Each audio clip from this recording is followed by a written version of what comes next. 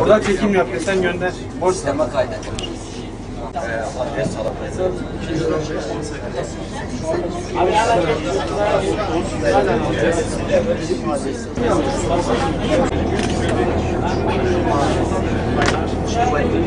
Burada sigorta diye bir şey yok. Yapacak bir şey yok.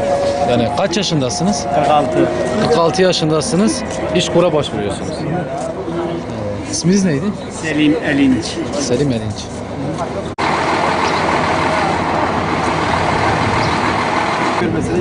İşin bugününde ve yarınında Mesela mesleğe eğitim kursları veriyor. bizlerden biridir işimiz.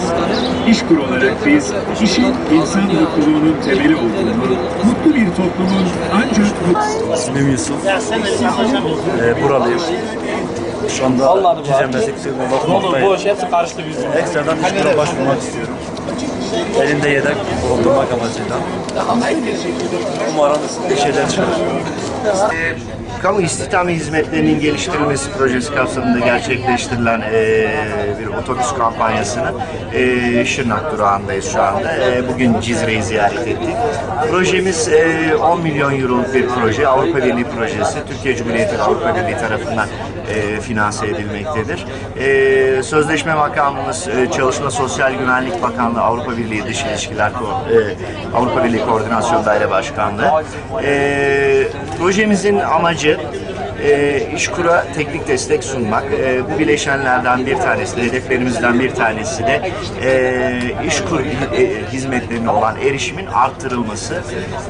İşkur'un hizmetlerine olan erişimin arttırılması için düzenlediğimiz bu kampanya için burada vatandaşlarımızla şu anda yüz yüze görüşmeler gerçekleştiriyoruz. Yaygınlaştırma uzmanlarımız şu anda dışarıda sahada birebir görüşmeler yapıyorlar. Burada görmüş olduğunuz iş ve meslek danışmanı arkadaşlarımız da ilgi gösteren vatandaşlarımızın kayıtlarını alıyorlar. Daha sonrasında tekrar gerekli duydukça il müdürlerini de davet edecekler. Şu an burası bulunduğumuz 5. durak Şırnak. Diyarbakır'dan başlayan ve devam eden bir yolculuğumuz var. 22 ili Güneydoğu ve Doğu Anadolu bölgesinde ziyaret etmeyi planlıyoruz kampanya parkuru çerçevesinde. Haziran ortalarında da Osmaniye'de çalışmalarımızı sonlandırdık. Peki Cizre'de kaç gün bu çalışma sürüyor? Cizre'de sadece bir gün kalacağız. Malum Cizre çok büyük bir ilçe nüfus olarak.